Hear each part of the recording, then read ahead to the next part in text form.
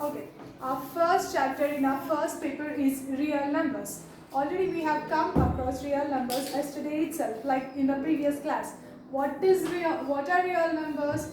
Real numbers are the combination of all the rational numbers and irrational numbers. Okay, we denote real numbers by the letter R. Okay, we get negative numbers. Okay, let's see, like real numbers.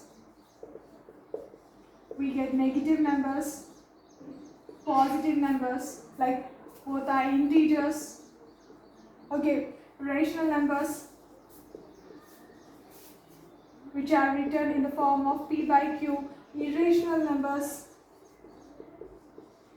which cannot be written in the form of p by q, that are non-recurring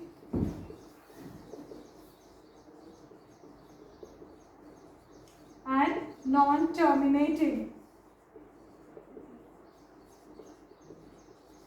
Okay, so these are the real numbers. Okay, combination of all these are real numbers. This is a combination of natural numbers and also whole numbers. Okay, so what is the numbers in what is the role of the numbers in our daily life? Okay, first, can we imagine the life without numbers?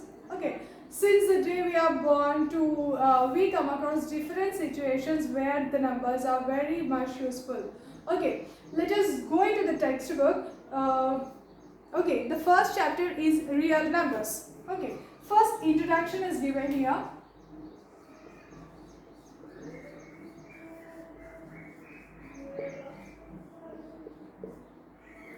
God made the integers, all else is a work of man.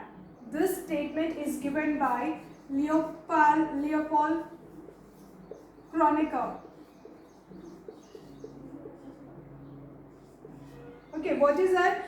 God made the integers, remaining everything are created by the man. Okay, that means only God only made integers, remaining everything is created by human beings.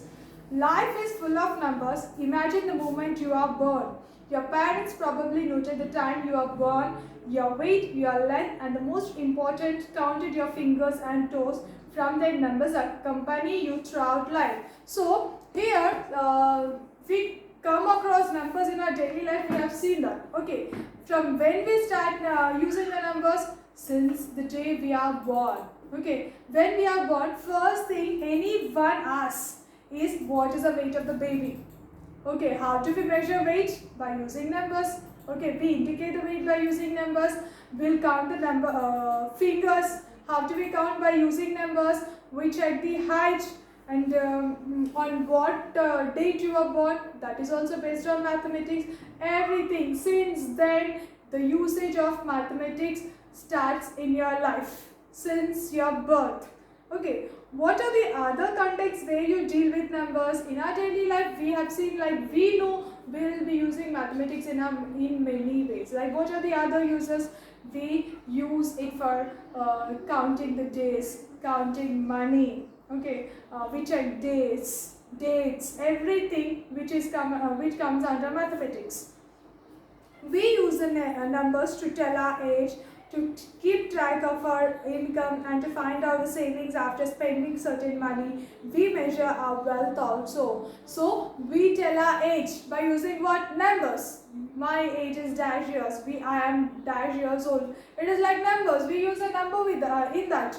Okay, and our income. We get money. How do we count money? By using mathematics, by using numbers. Okay, and our savings. That too, money, which is mathematics. Even we check our wealth, we check our property based on the value. That value is money, and which is again mathematics. This is how, these are the basic examples of mathematics, usage of mathematics, numbers in our life.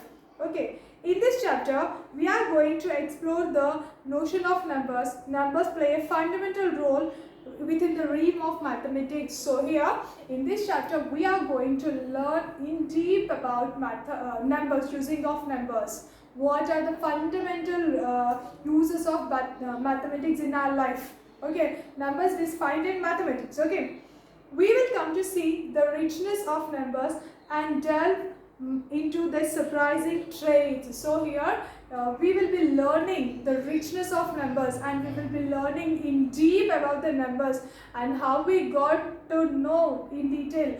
We'll be exploring about the numbers. Some collection of numbers fit so well together that they actually lead to notions of aesthetic and beauty. And you know, like few numbers are in such a way, like they have beauty lies in themselves. Okay, few numbers and the notions are in such a way. There's a beauty in that. Let us look into a puzzle. Now let's look into a puzzle. Okay, what is that? In a garden of flowers, a swarm of bees is searching in equal number on flowers. When they settle on 2 flowers, 1 will be left out. When they settle on 3 flowers, 2 bees will be left out. When they settle on 4 flowers, 3 bees will be left out. Similarly, when they settle on 5 flowers, no bee will be left out. If there are most 50 bees, how many bees are there in the swarm? No. Now, what is an example here I can say is swarm of bees. Swarm is a group of bees normally. So, here for example, if I have 10 chocolates, okay, in a classroom, there are, assume there are 5 friends. I have to distribute equal number of chocolates to them. Okay, that means if there are 5 students, I can distribute 2 to each and I will be remain with 0 chocolates. Okay, if I distribute 3 chocolates to each, how many students I can give to how many students? I can give to 3 number of students. Okay, let this be the number of students, number of chocolates. This is remaining number of chocolates. Okay, if I distribute to 3 students, I can distribute 3 number of chocolates, and how many will be remained? 1 will be remained, because 3 3s are 9 and 1 chocolate will be remained.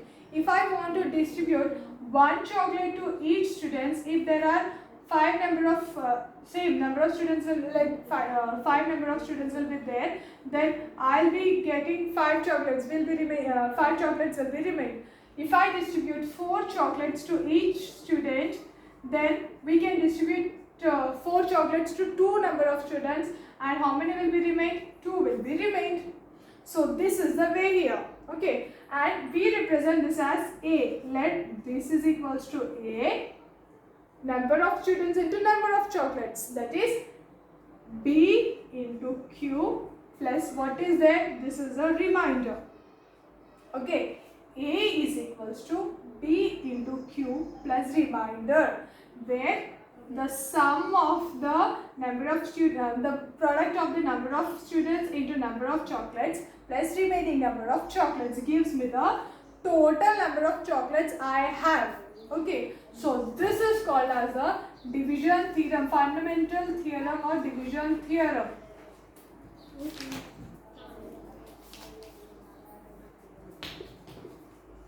Or division algorithm. Okay, we will learn about this division algorithm in detail in the next class. Thank you.